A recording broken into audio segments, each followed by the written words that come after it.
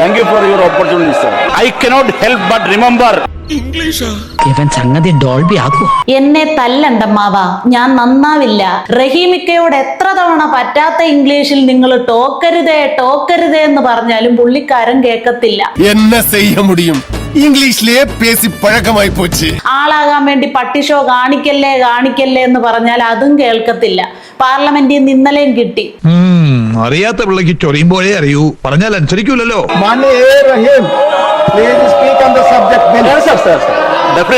മാന്യ Rahim please speak on the subject എന്ന് അധ്യക്ഷൻ മര്യാദയ്ക്ക് പറഞ്ഞിട്ടുണ്ട്. ഡെഫിനറ്റ്ലി എന്നൊക്കെ ഇക്ക ഉറപ്പും കൊടുത്തിട്ടുണ്ട്. ഇനിയാണ് കളി. അവൻ കലക്കാൻ പോണ കലക്ക് കണ്ടോ. Thank you for your opportunity, sir. Thank you for your opportunity. വിദ്യാഭ്യാസം കുറച്ച് കുറവാണ്. Thank you for your opportunity, sir. തുടങ്ങി ദുരന്തം. Sir, while we are discussing the registration of deaths. കൊച്ചു കള്ളൻ എഴുതി വായിക്കാനൊക്കെ പഠിച്ച് അല്ലേ? Sir, while we are discussing the registration of deaths. മരണ രജിസ്ട്രേഷനുകളെ കുറിച്ച് പറയുന്ന സമയത്ത് ബാക്കി I cannot help but remember. I cannot help but റിമെമ്പറോ? അതെന്ത് തേങ്ങയായിക്ക ഇപ്പൊ പറഞ്ഞത്? ഇംഗ്ലീഷ് ഏതോ ഒരു വലിയ ദുരന്തത്തിലേക്കുള്ള പോക്കാണ് കേട്ടോ. ബാക്കിയും കൂടെ കേക്കാം. പറയിക്ക, എന്താ ഞങ്ങൾ റിമെമ്പറേണ്ടത്? More than 20 students who lost their lives following the repeated exam. അങ്ങനെ വാ. വിദ്വാൻ സംസാരിക്കേണ്ട വിഷയം വിട്ട് മറ്റൊരു വിഷയത്തിലേക്ക് ചാടിയിരിക്കുന്നു.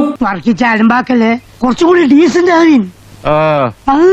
ഇന്ത്യയിലെ മരണങ്ങളുടെ രജിസ്ട്രേഷനുമായി ബന്ധപ്പെട്ട വിഷയം സംസാരിക്കാൻ എഴുന്നേറ്റ് നിന്നിട്ട് നീറ്റ് പരീക്ഷയുമായി ബന്ധപ്പെട്ട് മരണപ്പെട്ട വിദ്യാർത്ഥികളുടെ കാര്യം അതിനിടയിലേക്ക് വലിച്ചിടാനുള്ള സ്മാർട്ട് ശ്രമം. ഒത്തില്ല ആ മൂപ്പര് ഒപ്പിക്കാൻ നടക്കുക. പക്ഷെ തോന്നുന്നത് പോലെ സംസാരിക്കാൻ അത് നിങ്ങളുടെ വീടിന്റെ ഉമ്മറോ അല്ല, പാർട്ടി സമ്മേളനവും അല്ലിക്ക, പാർലമെന്റാ. വിശ്വസിക്കാൻ അവിടെ നിന്ന് പറഞ്ഞാൽ മതി.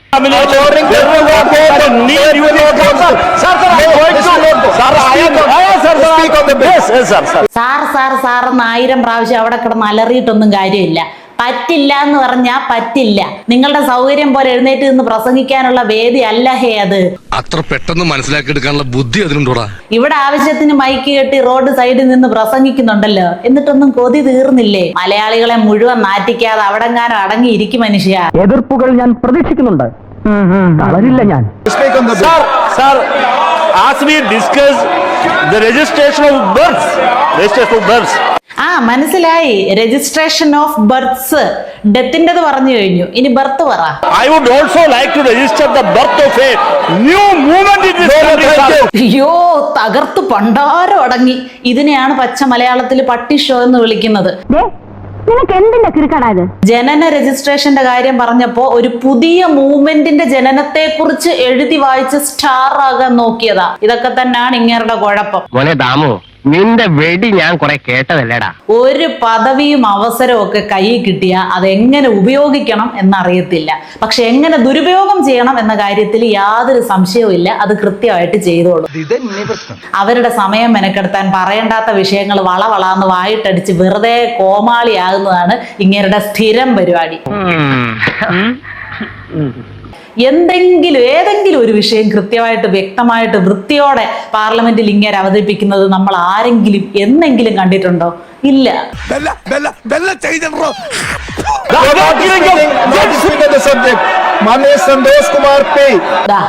ഉള്ള അവസരവും കഴിഞ്ഞു. എന്നും കുന്നും ഇതൊക്കെ തന്നെ. എന്തിന് തിരഞ്ഞെടുത്ത് അങ്ങോട്ട് പറഞ്ഞു വിട്ടോ എന്തോ. ഞാൻ എപ്പോഴും പറയുന്നത് പോലെ മലയാളത്തിൽ സംസാരിച്ചാൽ ഇങ്ങേർക്ക് എന്താ പ്രശ്നം? അതാ എനിക്കറിയാൻ മേലാത്തത്. തമിഴ്നാട്ടിൽ നിന്നുള്ള MP പരമാവധി പേരും അവിടെ തമിഴിലാണ് സംസാരിക്കുന്നത്, ഹിന്ദിക്കാര് ഹിന്ദിയിലും. ഇങ്ങേർക്ക് മലയാളം പറയുന്നത് എന്തോ കുറച്ചിലാണ് എന്ന തോന്നൽ തന്നെയാണ് കേട്ടോ. കാരണം വേറൊന്നുമല്ല, അതും ഇംഗ്ലീഷ് നന്നായിട്ട് കൈകാര്യം ചെയ്യാൻ അറിയാമായിരുന്നെങ്കിൽ തരക്കേടില്ലായിരുന്നു. ഇത് വെറുതെ നാട്ടുകാരെ പറയിപ്പിക്കാൻ വേണ്ടി, നാടിനെ പറയിപ്പിക്കാൻ വേണ്ടി. നീ എവിടെ പരിപാടി അവതരിപ്പിച്ചാലും ഇത് തന്നെയാണല്ലോ നിന്റെ വിധി. പാർലമെന്റിലൊക്കെ ചെന്ന് സംസാരിക്കുന്നത് ഇവിടെ SFI കുഞ്ഞുങ്ങളെ കൊടിയും കൈ പിടിച്ച് അവിടെ ചീത്ത പറ ഇവിടെ കല്ലെറി എന്ന് പറയുന്നത് പോലെ എളുപ്പമാണെന്നൊക്കെ വിചാരിച്ചു വെച്ചുകൊണ്ടിരിക്കുന്നത്. എത്ര പ്രാവശ്യം എത്ര ഡോസ് എവിടുന്ന് കിട്ടിയാലും തിരിച്ചറിയാനുള്ള വിവേകമുണ്ടോ? അതും ഇല്ല. എന്തിനാണ് ആളുകളെ കൊണ്ട് ഇങ്ങനെ പറയിപ്പിക്കണേ? പാർലമെന്റിൽ ഒരു ബില്ലിനെ കുറിച്ചുള്ള ചർച്ച നടക്കുമ്പോഴും അവിടെയും കവലപ്രസംഗം നടത്താനായി ഇക്ക ശ്രമിക്കുന്നത്.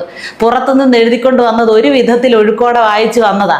അതിനിടയ്ക്ക് സ്വന്തമായിട്ട് വിഷയം അങ്ങ് മാറ്റി അധ്യക്ഷൻ നിർത്തിക്കോളാനും പറഞ്ഞു. എനിക്ക് എവിടെ ചെന്നാലും ഈ ഗതികേട് എന്നെ വരൂ. അല്ല, ഇവരെ പോലുള്ളവരെയൊക്കെ ജയിപ്പിച്ച് അങ്ങോട്ട് വിട്ടിട്ട് കേരളത്തിന് എന്ത് ഗുണമെന്ന് നമ്മൾ ചിന്തിക്കേണ്ടതല്ലേ? ഒരു കണക്കിന് നമ്മളിരുന്ന് ചിന്തിച്ചിട്ട് എന്ത് കാര്യം? ഇവരുടെയൊക്കെ തൊലിക്കട്ടി അപാരമാണ്. പേരിന്റെ കൂടെ ആവശ്യമുള്ള ഡിഗ്രികൾ എവിടെന്നെങ്കിലും എഴുതിയെടുത്ത് വെച്ചുകൊണ്ട് പ്രഹസനങ്ങളും കാണിച്ച് ഇങ്ങനെ നടക്കുക. ദുഷ്പേരും നാറ്റവും കേരളത്തിന്. എന്റെ ശരിയും ശരികേടും ഞാൻ നോക്കിക്കോളാം. മറ്റുള്ളവരുടെ വിഷമം ഓർത്ത് നീ വിഷമിക്കണ്ട കേട്ടോ. അവളെന്നെ ഉപദേശിക്കാൻ വന്നിരിക്കുന്നു. പറച്ചില് കേരളത്തെ കരകയറ്റാൻ ഇറങ്ങിയിരിക്കുകയാണെന്നാ. പറ്റുന്നതുപോലെ കേരളത്തെ കയത്തിലോട്ട് മുക്കിക്കൊണ്ടിരിക്കുക. അല്ല, പ്രഭാകരേട്ടന് വീട്ടില് വിലയില്ലെങ്കിലും നാട്ടില് പുല്ല് വിലയാ. ഭാഗ്യത്തിന് കർണാടക സ്പെഷ്യൽ ഇംഗ്ലീഷ് പാർലമെന്റിൽ ചെന്ന് കാച്ചിയില്ല കേട്ടോ. അവിടെ ഇരുന്നവരുടെ നല്ല സമയം.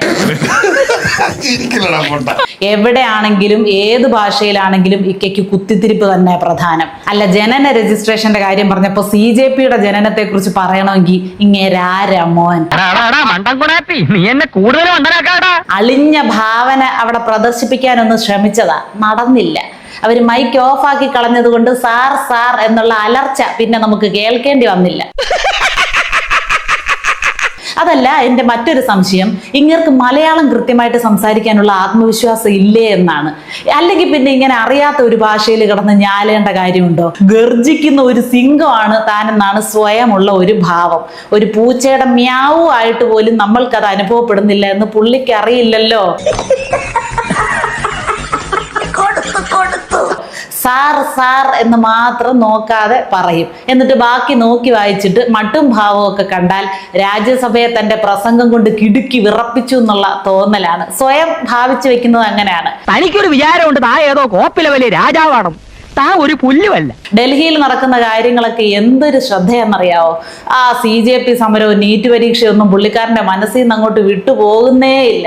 ഇവിടെ PSC 10 വർഷം കൊണ്ട് വഴിയാധാരമാക്കിയിട്ട് അതിനെക്കുറിച്ച് യാതൊരു വ്യാകുലതയും അങ്ങേർക്കില്ല. അതിനെയൊന്നും പറ്റി വായ തുറന്ന് സംസാരിക്കുകയില്ല. ഉളുപ്പുണ്ടടാ ചക്കണക്ക്. ED ഇവർ ആക്രമിച്ച സമയത്ത് പാവപ്പെട്ട ടാക്സിക്കാരന്റെ വാഹനം അടിച്ചു തകർത്തല്ലോ, അതിന് നഷ്ടപരിഹാരം ഞങ്ങൾ കൊടുക്കും എന്നൊക്കെ നെഞ്ചത്തടിച്ചുകൊണ്ട് മാധ്യമങ്ങളുടെ മുന്നിൽ വന്നതെന്ന് പറഞ്ഞതാണ് ഈ പുള്ളി. പിന്നെ അങ്ങേരെ കണ്ടിട്ടില്ല. ആര് പറഞ്ഞു? എപ്പ പറഞ്ഞു? ഞാൻ പറഞ്ഞിട്ടില്ല. നല്ല വാക്കൊന്നും വായിന്ന് വരാറുമില്ല, വരുന്നതിന് വിലയേയില്ല. ഓരോരോ ജന്മങ്ങള്. ഞാനൊരു കേമനാണ്, ഞാനൊരു വലിയ സംഭവമാണ് എന്ന് മറ്റുള്ളവരെ എങ്ങനെങ്കിലുമൊക്കെ ഒന്ന് തെറ്റിദ്ധരിപ്പിക്കണം. അതിനുള്ള നിരന്തരമായ പാഴ്ശ്രമങ്ങൾ മാത്രമാണ് ഓരോ തവണയും റഹീമിക്കയുടെ ഭാഗത്ത് നിന്ന് ഇങ്ങനെ ഉണ്ടായിക്കൊണ്ടിരിക്കുന്നത്. I would also like to register the birth of a new movement in this country. എപ്പോഴും അങ്ങനെ കത്തിക്കേറി അങ്ങോട്ടൊന്ന് വരും, പക്ഷെ ഇടയ്ക്ക് വെച്ച് സ്ഥിരമായിട്ട് പുകഞ്ഞു കരിഞ്ഞു പോക്കാ നടക്കുന്നത്.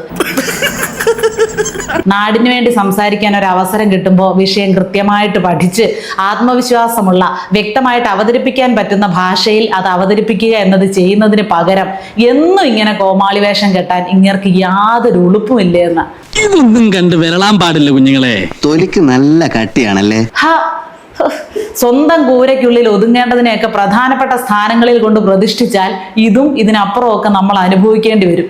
ഏതായാലും ഇത് റഹീമിക്കയുടെ അവസാന MP സ്ഥാനമാകട്ടെ എന്ന് ഞങ്ങൾ ആത്മാർത്ഥമായി പ്രാർത്ഥിക്കുകയാണ് കേട്ടോ. എന്നാ ഞങ്ങൾ അങ്ങ് ഇറങ്ങട്ടെ. ആയിക്കോട്ടെ, സന്തോഷായി.